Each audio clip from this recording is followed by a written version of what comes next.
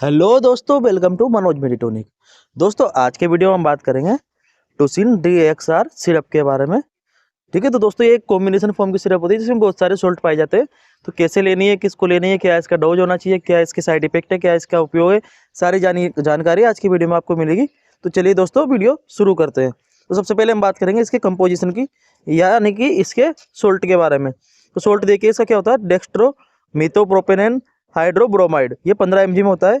इसके अलावा cetirizine die trichloride 5 mg में होता है। ठीक है, इसके बाद आता है फिनाइल नेप्रिन हाइड्रोक्लोराइड, ये 10 mg का सोल्ट होता है। इसके अलावा एम्ब्रोक्सिल हाइड्रोक्लोराइड जो अधिकतर कफ सिरप में पाया जाता है, 30 mg में होता है। इसके अलावा गुयाफेनिसिन, ये 100 mg सोल्ट होता है।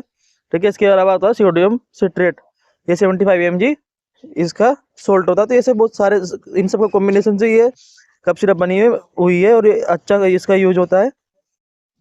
दोस्तों, जैसे कि हमने बात की इसके डोज के इसके सॉल्ट के बारे में कि क्या क्या कंपोजिशन से ये ड्रग बनी हुई होती है। ठीक है, तो अब हम बात करेंगे इसके डोज के बारे में कि कैसे इसको लेना होता है।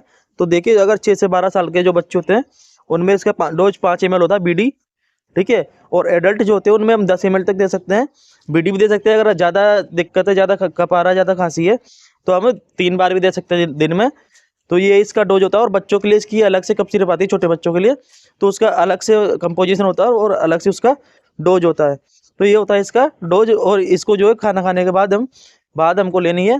ठीक है, खाली पेट नहीं लेना। ठीक है, और 2-2 ढक्कन हम ले सकते हैं इसको, 5 ml 10 ml की स्ट्रेंथ में। तो ये होता है इसका कंप्लीट डोज। दोस्तों, अब बात करेंगे हम टोसिन DMR सिरप के यूजेस के बारे में कि कैसे इसका उपयोग होता है। तो इसका उपयोग जो है कफ जो होता है यानी खांसी है ना, खांसी में इसका उपयोग किया जाता है। ठीक है, इसके अलावा एलर्जिक रिएक्शन जो होती है, जैसे स्नीजिंग यानी छींक आना, ठीक है, नाक बहना, रनिंग नोज, ठीक है, वाटरी आइज यानी आंखों से आंसू आना, ठीक है, इसके अलावा इचिंग यानी खुजली होना, स्टिफनेस यानी अकड़न जकड़न फील होना। ठीक है, और इसके अलावा कंजेशन क्या होता है कि किसी भी फ्लूइड का एक जगह इकट्ठा होना, जैसे म्यूकस का एक जगह इकट्ठा हो जाता है म्यूकस। ठीक है, तो उसको बोलते हैं कंजेशन। इसके अलावा looseness of mucus and drain outside, जो कप आता है उसको म्यूकस बोलते हैं। तो वो क्या कप क्या होता है, हमारे गले के अंदर जम जाता है बहुत सी बार। ठीक है, तो इससे हमारा गला बैठ जाता है, हमको जो है बोलने में भी कठिनाई होती है। तो उस म्यूकस को ये क्या करता है, बाहर निकालता है, ताकि जो खांसी है वो उसमें आराम मिल सके और वो ठीक हो सके। तो ये बहुत अच्छा यूज होता है और ये बहुत अच्छी कफ सिरप है और बहुत अच्छा इसका रिजल्ट होता है। ठीक है, ये फेरिंग्स की सूजन में भी काम आती है। तो ये थी जानकारी टोसिन DMR सिरप के बारे में।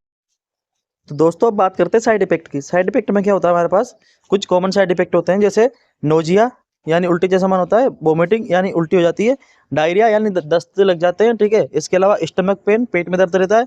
ठीक है, ड्राइनेस ऑफ माउथ, मुंह सूखा सूखा रहता है, बार बार पानी की प्यास लगती है। ठीक है, इसके अलावा अपसेट स्टमक, पेट जो है वो अपसेट रहता है, यानी कि खाना पचता नहीं ठीक से। ठीक है, इसके अलावा डिजीनेस क्या, चक्कर आते हैं। ठीक है, इसके अलावा हेडेक, सिर में दर्द बना रहता है, रेसेस, स्किन पे रेसेस पड़ जाते हैं और बहुत सी एलर्जिक रिएक्शन देखने को मिलती है। ठीक है, इसके अलावा फटीग यानी थकान होती है। ठीक है, इसके अलावा स्लिपनेस में क्या होता है, नींद नहीं आती। ठीक है, इसके अलावा लॉस ऑफ एपेटाइट, भूख नहीं लगती, खाना खाने का मन नहीं करता।